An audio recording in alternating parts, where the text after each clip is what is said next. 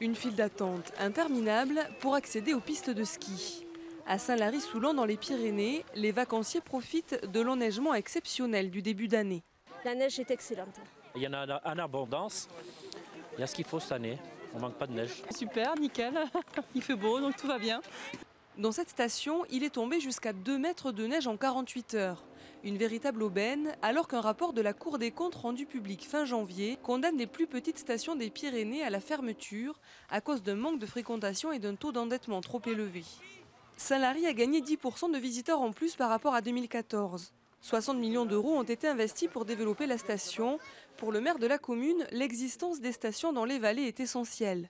Les stations pyrénéennes ont démontré depuis 50 ans qu'elles ont joué un rôle dans l'aménagement du territoire. Et nous sommes dans des vallées, s'il n'y avait pas eu les stations, eh bien, il n'y aurait plus d'activité ni d'été, ni d'agropastoralisme. Donc le rôle des stations a été fondamental.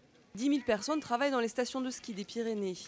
Maintenir l'emploi est une priorité, à Saint-Lary comme dans les autres stations. Pour ça, plusieurs pistes sont étudiées comme le développement des transports. Objectif, attirer plus de skieurs parisiens mais aussi étrangers. Cette année, les conditions météo exceptionnelles donnent un sérieux coup de pouce aux stations.